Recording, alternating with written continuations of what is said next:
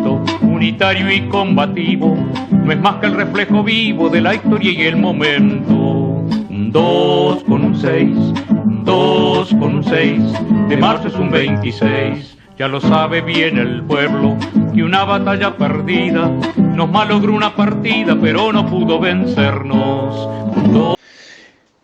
Buenas compañeras y compañeros del Movimiento 26 de marzo, integrantes de la Unidad Popular, buen martes más aquí con ustedes a través de los distintos audios que estamos haciendo, que estamos compartiendo con ustedes, ya sea de los compañeros de la Dirección Nacional del 26 de marzo, así como invitados que han llegado en los distintos casos, a ser entrevistados por Radio Centenario. En este momento, en esta situación, en este día, que en un mes muy especial, en una semana también muy especial, en estas que se vienen, haciendo aniversario de nuestro héroe máximo, don José Gervasio Artigas, tendremos un análisis en las palabras de la compañera integrante de la Dirección Nacional del Movimiento 26 de marzo, la profesora de Historia Romy Silva. Así que aquí la dejamos con ella y el próximo martes, el martes 21, daremos la segunda parte de dicha entrevista y en la cual también aprovecharemos ese día para algunas otras palabras de algún compañero o compañera. Hasta la victoria siempre, arriba los que luchan y no claudican. En estos días previos, tratando de aportar lecturas, reflexiones de distintos ángulos y conversando con amigos, con compañeros, historiadores, docentes de historia, que nos ayudan también a traer al presente, como siempre, el legado del jefe de los orientales. Y hoy tenemos esta mañana a la profesora de Historia Romy Silva, con quien hemos conversado muchas veces sobre estos temas. Y Romy integra además la Dirección Nacional del 26 de marzo de la Unidad Popular. Romy, buen día. Muy buenos días, Hernán. Bueno, un gusto. Saludos allí. Un gusto escucharte, que hace tiempo no conversábamos en directo contigo. Cierto. Y qué buena oportunidad que sea una vez más para traer a Artigas al presente, Romy, ¿no?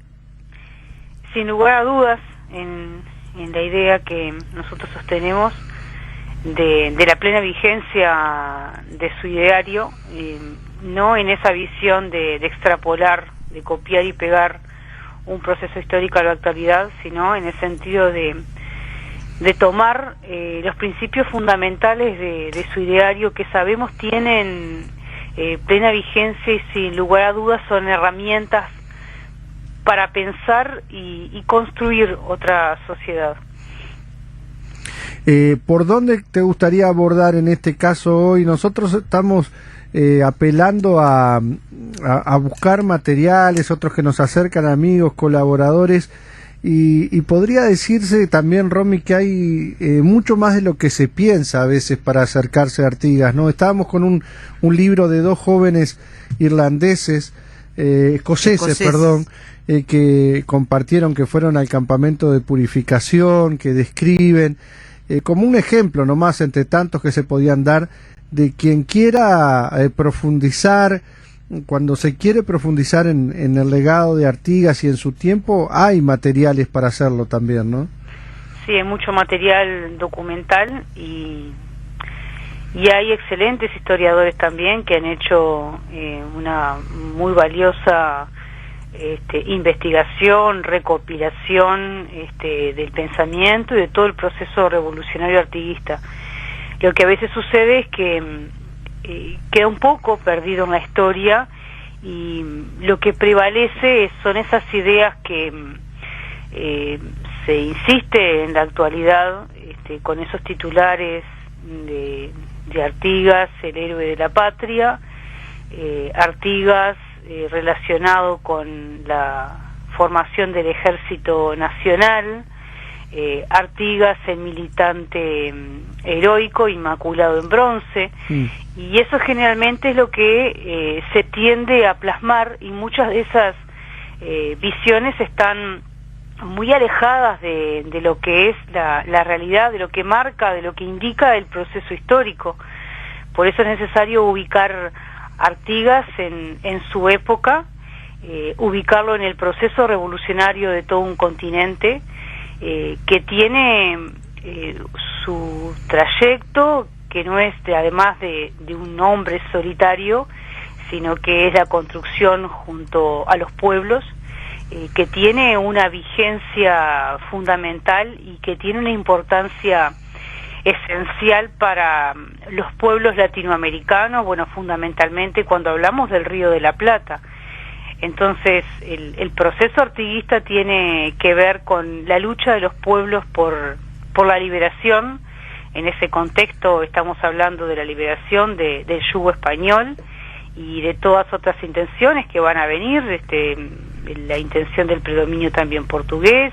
Si hablamos de 1810 a 1820, estamos hablando ya de un contexto europeo que ha atravesado por el proceso de industrialización, con Inglaterra a la cabeza de ese capitalismo que entró en la etapa industrial, y un continente que va a comenzar, latinoamericano, que va a comenzar a moverse para romper el dominio colonial. Y en esa búsqueda de romper el dominio colonial, sin lugar a dudas que se cruzan los intereses de las distintas clases sociales, porque van a estar los criollos ricos que quieren romper con el orden colonial porque les impide acceder a derechos políticos, les impide afianzar lo que es el poderío económico, no tenían disponibilidad no solo de participar más allá de un cabildo, sino que no tenía la disponibilidad de armar milicia, repartir tierras, disponer de impuestos que ingresaban a través de las aduanas. Entonces hay todo un interés de las clases sociales, de los que tenían buenas posesiones o buenas suertes de estancias, como así se lo llamaba, a los criollos pobres que nada tenían, que buscaban derechos y el acceso a la tierra, al indio que fue despojado de todo derecho y de lo fundamental, de su lugar, de la tierra, al negro que es sometido, al africano sometido a un continente como un objeto al cual se le ponía un precio y su vida no valía más que cualquier otro objeto. Sumarse a la revolución implica romper con todo lo que significaba que había atentado contra su libertad, contra sus derechos. Pide libertad, y también la libertad está asociada con la libertad económica, porque si no tenías acceso a la tierra vas a estar muy limitado a la dependencia y al yugo, ¿no?, de otra persona. Entonces los intereses de las clases sociales están aquí en puja. Artigas se va a jugar por un proyecto político que va a ser innovador para la época, que va a implicar una república, cuando muchos hablaban del anhelo de una monarquía, que además va a ser una república federal con el objetivo de que todas las provincias estén integradas en un mismo pie de igualdad y que no exista una que domine a otras. En ese objetivo, además de la integración latinoamericana y ese recelo y protección de los recursos del lugar frente a las presiones que vienen a través del comercio con el exterior, y en ese caso frenos importantes que puso al comercio con los extranjeros para que prevalezcan los recursos del lugar, el reparto de tierras para todos aquellos que habían sido excluidos en el orden colonial y que después fueron excluidos por el orden que se establece a partir de 1825. Entonces implicó el reparto de tierras para los sectores desposeídos, con esa prevención de que los más infelices fueran los más privilegiados. Entonces indios, negros, criollos pobres, viudas con hijos, todos van a acceder a la tierra como derecho fundamental, y en el objetivo además de darle a la gente una oportunidad para tener los recursos que necesita para la vida, para la familia, pero además en el objetivo de que si esas familias están instaladas en el campo y tienen un lugar donde estar y producir, se restablece y se reconstruye además económicamente toda una provincia. Esta idea va a romper con las visiones que venían de Buenos Aires, que van a ir desde una junta, un triunvirato, hasta un gobierno unipersonal, con el objetivo de controlar a todas las provincias, de disponer de los recursos, y aquí está la lucha de clases de por medio y los intereses de esa oligarquía terrateniente y mercantil que van a buscar prevalecer y al control político sumarle el poderío económico. Los ejércitos de los que hablamos en este momento son los pueblos organizados, pueblos en armas, indios, negros, criollos pobres, mujeres, curas patrióticos, todos los que se suman a una revolución, se suman a este proceso y forman parte de ese pueblo en armas, y ese ejército vinculado a un pueblo organizado que busca defender la libertad, la soberanía, que busca defender además un proyecto revolucionario que implica derechos para muchos, incluidos los pueblos originarios, que habla de la construcción de una sociedad basada en la justicia, en la igualdad. Hablamos entonces de ese concepto que maneja Artigas, incluso en una nota que le envía a la Junta del Paraguay en diciembre de 1811, donde dice que la patria podía contar con tantos soldados cuantos eran los americanos que habitaban la campaña. Entonces, este es el ejército del momento, ese es el pueblo armado. Insisto en esto porque a veces escuchamos, y más en nuestros tiempos, esa idea de que Artigas es el militar heroico, inmaculado, con su traje, y esa extrapolación que se hace alejada de lo que es el proceso histórico y de lo que muestran los documentos, de que allí está el origen del Ejército Nacional. Eso es realmente un error histórico que, por supuesto, quienes insisten en esa idea persiguen un objetivo concreto. Pero este es el centro de un proceso revolucionario que lo ubicamos en un continente en pie de guerra, que busca derechos, que busca libertad, y el proceso revolucionario artiguista es clave para la revolución en el Río de la Plata. Por eso es reivindicado en muchas provincias de lo que hoy forma parte de Argentina. Artigas no es igual a Uruguay. El concepto del uruguayo, Uruguay no existía como país en ese momento, tampoco Argentina. Entonces es necesario ubicar ese proceso en este contexto para que no se den tergiversaciones. ¿Y cómo se lo imaginaba? No es que se lo imaginaba, ¿cómo lo proponía él? Eso que, como vos decís, no era Uruguay y Argentina y cada uno de los países. ¿Cómo se lo proponía él? Y hablaba de un sistema federal con la integración de las provincias, que implica además respetar la soberanía particular de cada una de ellas, y se vinculan a través de un organismo supranacional que la abarcaba a todas en temas generales. Por ejemplo, todo lo que refiere al carácter defensivo y ofensivo frente a cualquier agresión externa, temas generales vinculados al comercio, y después el resto, cada provincia tiene derecho a disponer de esa soberanía particular para lo que es disposición de sus recursos, organización económica, y hay además una base de integración regional en un comercio libre entre pares, claro, que busca establecer un freno concreto a lo que es el interés del capital imperialista, que ya comienza a gestarse.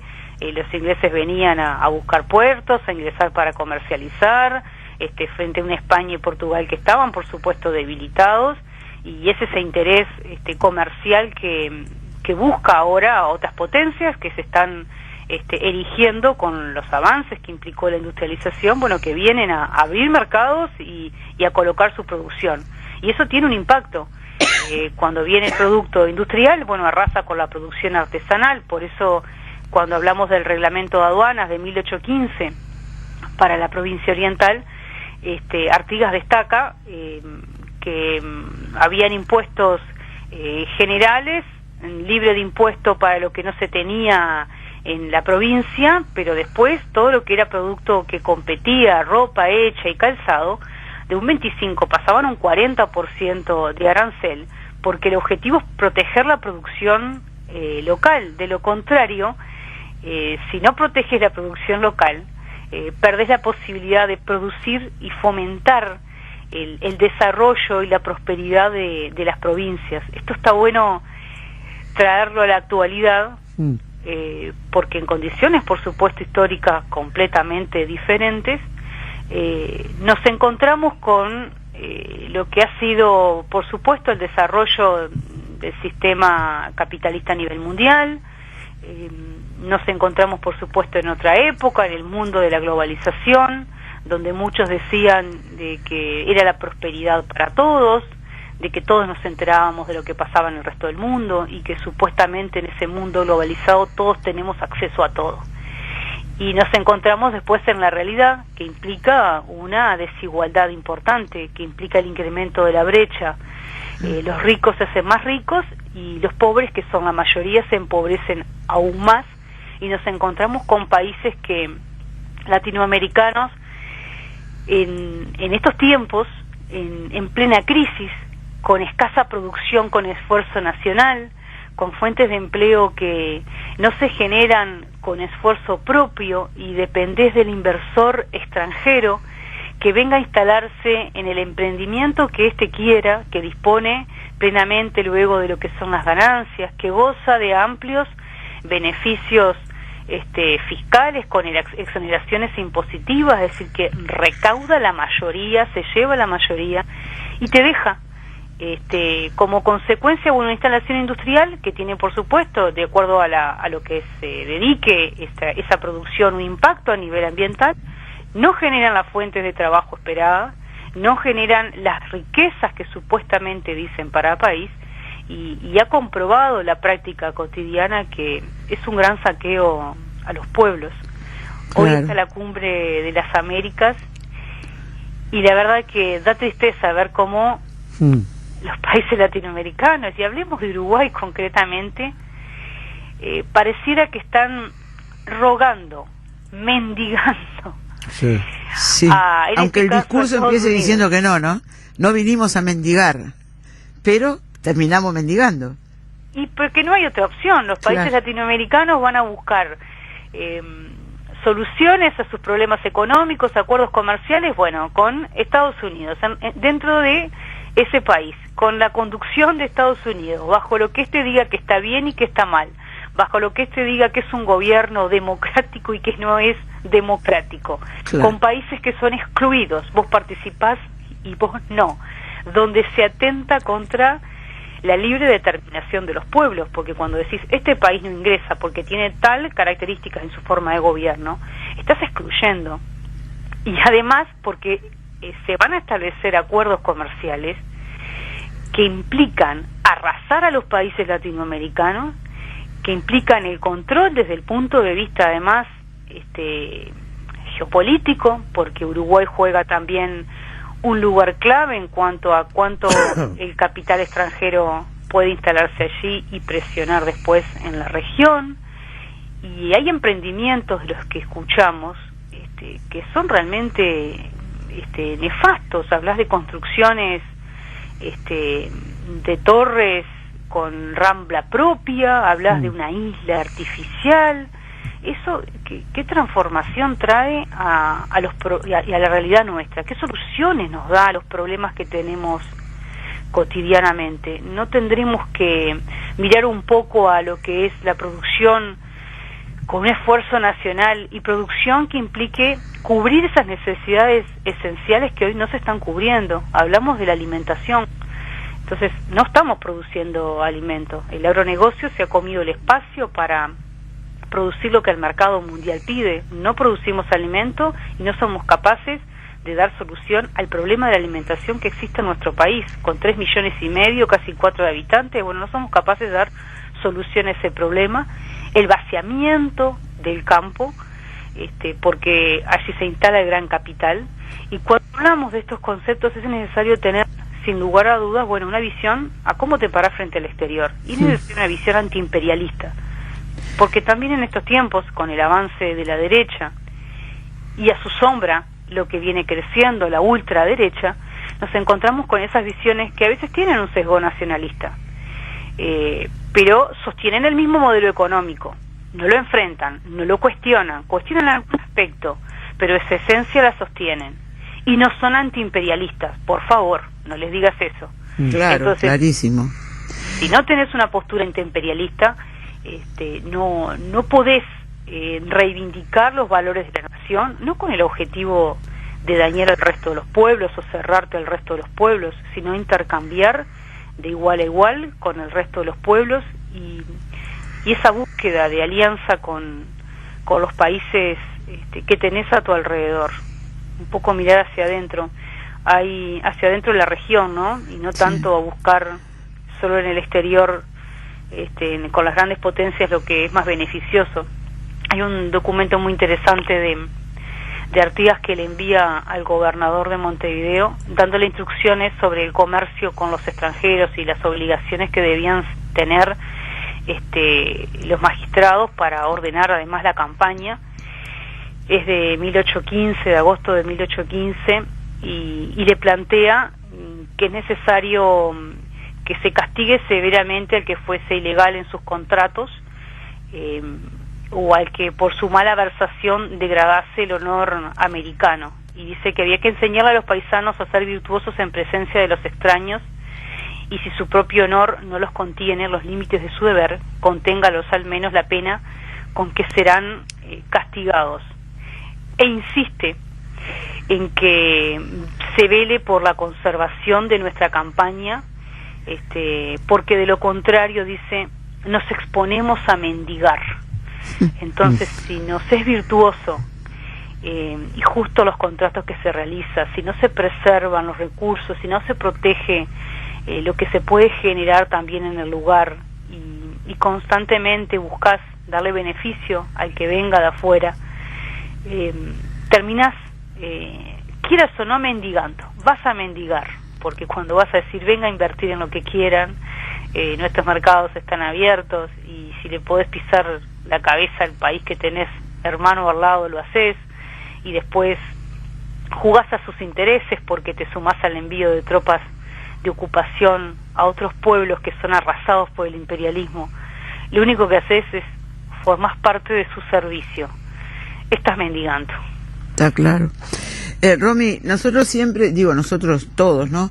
Desde hace muchos años, desde siempre, decimos que hay un proyecto inconcluso, que Artigas dejó el proyecto armado, está todo ahí, hay que aplicarlo, ¿no? Para lo cual tenemos que dar continuidad a una lucha, pero hay que dar continuidad también a la defensa de quién fue Artigas y cuál fue su ideario, ¿no? Porque hoy, todos los días, vos mencionabas allí claramente los temas de la integración, siempre lo terminan metiendo Artigas en el medio para dejarlo, no sé, pretender embarrarlo, ¿no? Y dejarlo como que avalara al Mercosur en su momento, bueno, la máxima apertura en estos tiempos, llega la hora del ejército y dice, bueno, hay que poner una raíz de nuestro ejército nacional en el artiguismo, que son todas grandes estafas, ¿no? A nivel ideológico también se puede hablar de estafas. Sí, están sin lugar a dudas los intereses de las clases sociales, ¿no? Los intereses que se mueven en función de una ideología, la imperante, que busca tener en la historia un arraigo o una base, y termina tergiversando. No está bueno tergiversar los procesos históricos, por eso la importancia de recurrir a la lectura, al estudio, de compartir en colectivo y reivindicar el artiguismo actualmente, que sería, bueno, velar por la libre determinación de los pueblos. Entonces, si protegés la soberanía particular de los pueblos, no podés enviar ejércitos de ocupación, no podés formar parte de los ejércitos que invaden y ocupan a otros pueblos, como hoy forma parte Uruguay con las fuerzas de la ONU, la MINUSTA en Haití, que, bueno, había tenido otro proceso ya supuestamente de conclusión, pero están adentro también todavía de ese país, o se envían a otros lugares. No podés ser parte de eso. Si reivindicás el proyecto artiguista, tenés que reivindicar la reforma agraria, porque nuestro país presenta un gran problema que se agravó con el tiempo, de los propietarios vinculados a esas familias de renombre de Uruguay. No es que no existan estas, sino que ahora se le sumó y se han incrementado en ese proceso de extranjerización de nuestro suelo bueno, todas las multinacionales que se han instalado, el capital extranjero concretamente. Se habla de que un 46, casi 50% de nuestro suelo está en manos de esas empresas que vienen, se instalan, tienen una zona franca, construyen su puerto, pero aparte te compran extensiones destinadas a la forestación. Entonces ese modelo sojero forestal que se ha instalado tiene un impacto. Beneficia a unos, aquellos que van a arrendar tierra, que no la dedican ya a la producción, o sea, estamos hablando del gran propietario, del terrateniente, como quieran llamarle, nacional, pero también están esos nuevos terratenientes que se conforman, que son los inversores extranjeros. Y la consecuencia está la expulsión del pequeño y mediano productor. Entonces se dejó de producir alimentos. Mirá lo que te manda justamente Eduardo de San José de Carrasco, dice: buen día, de acuerdo con la entrevistada, acá la ruta 101, la mejor tierra e infraestructura para cosecha, ahora es la ruta de los galpones. ¿Y sí? Así va a seguir siendo. Sin irnos, estamos hablando, bueno, del aporte que hace el oyente. Acá Montevideo, toda la zona oeste, que era zona de quintas, de chacras, ahora es una zona de logística con grandes instalaciones que han arrasado la tierra fértil y bueno, están vinculados a la producción de madera, galpones para el acopio, de lo que esté vinculado a sacar luego por el puerto. Pero yendo más a lo que es nuestro país, mencionaban esta realidad, ese pequeño y mediano productor que producía alimentos fue expulsado. Entonces, ¿cómo hacemos para reinstalarlo? Bueno, y hay que meterse con el que tiene. Entonces, sí, ambas situaciones no pueden convivir. El agronegocio no convive con un país productor de alimentos, protector del medio ambiente, con todo lo que se empieza a hablar ahora de la economía sustentable, circular, de fomentar la producción de los pequeños emprendedores con esfuerzo nacional. Ahora, todo eso se convierte en una gran falacia, una mentira, cuando el objetivo es que quieras hacer convivir esa realidad con el agronegocio y con el modelo que se instala vinculado a lo que exige el mercado mundial.